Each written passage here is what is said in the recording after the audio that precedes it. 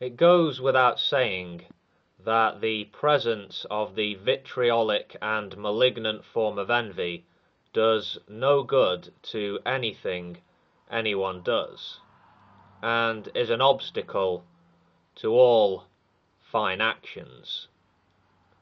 But there is nowhere it is a worse colleague and advisor than in listening. There is nothing less pleasant to an envious person than others speaking well. So envy makes them hear anything beneficial as horrible and disagreeable and unwelcome.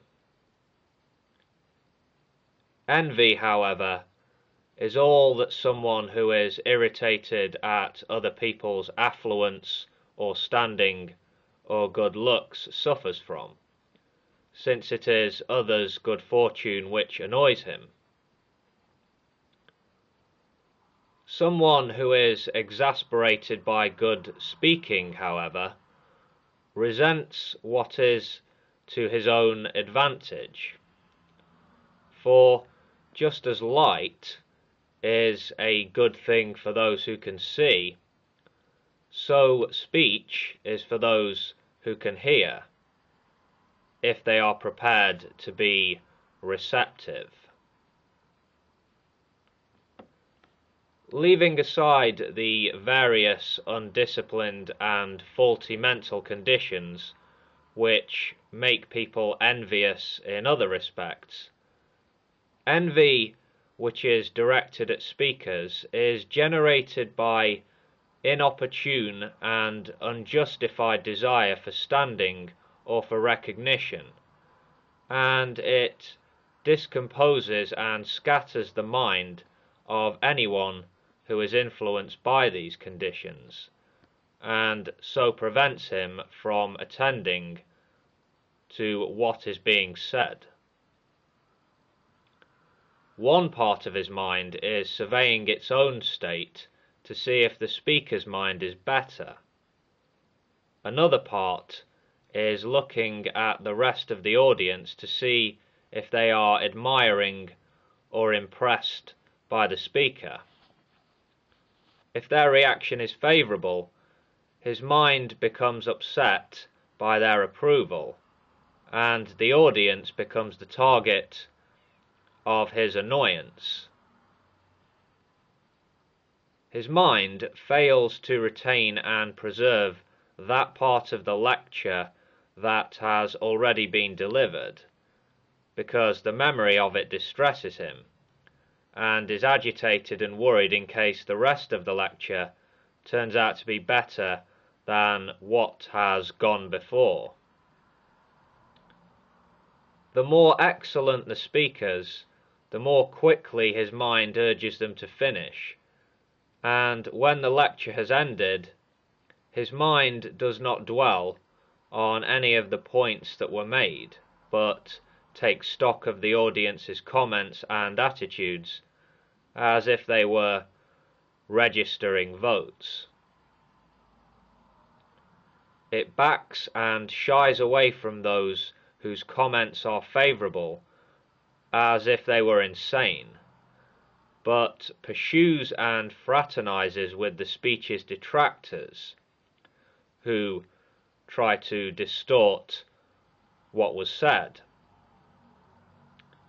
If distortion is out of the question, it uses comparison to claim that others have addressed the same issues better and more capably.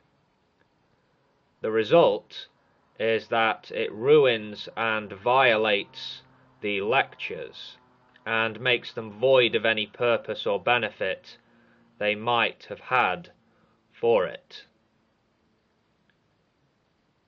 This is why it is essential for one to call a halt to the conflict between the desire for instruction and the desire for standing, and to listen to the speaker in a gracious and civilized manner, as if one had been invited to a festival banquet or the opening of a ritual. When the speaker hits the mark, one should acclaim his skill, and one should applaud at least his intention in making public what he knows and in using the arguments he himself has found convincing to try to persuade others. When he does well, we should realize that this is no lucky or random success, but is due to diligence, hard work, and study. And such success certainly deserves our admiration and aspiration, and we should reproduce it in ourselves.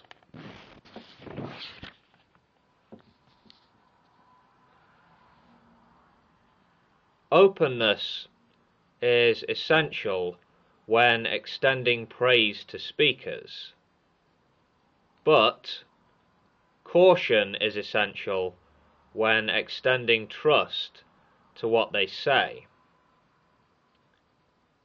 It is crucial to be a kind and artless observer of the debater's language and diction, but a precise and harsh analyst of the value and truth of what is being said.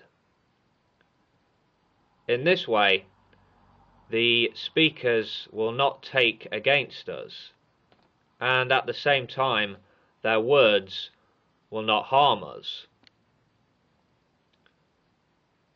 Amiable trust in speakers often causes us to take in false and pernicious opinions without noticing it.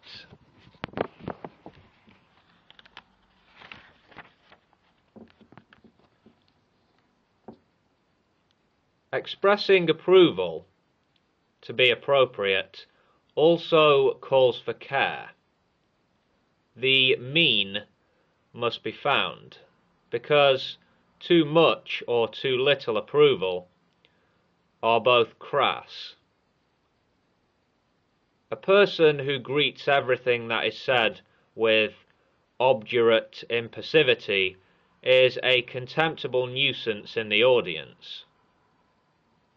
He oozes hollow conceit and the deep-rooted self-aggrandizement of assuming he could improve upon what is being said, and he neither alters his appearance nor lets slip a sound which might indicate that he is listening with enjoyment and appreciation.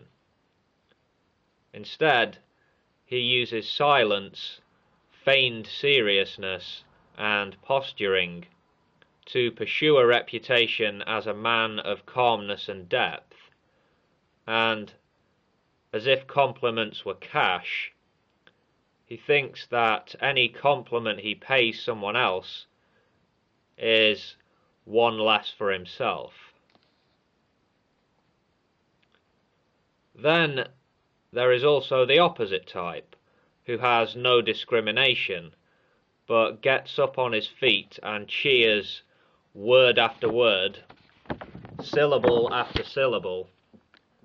Flighty and twittering, he often displeases the debaters themselves, and always annoys the audience by startling them and making them, against their will, share his excitement. It is as if fear of disapproval forces them to join in with his cheering. His applause distracts his own attention from the lecture. He gets overexcited about it, and consequently, he derives no benefit from it. End quote. Catch you next time, folks. Take care of yourselves.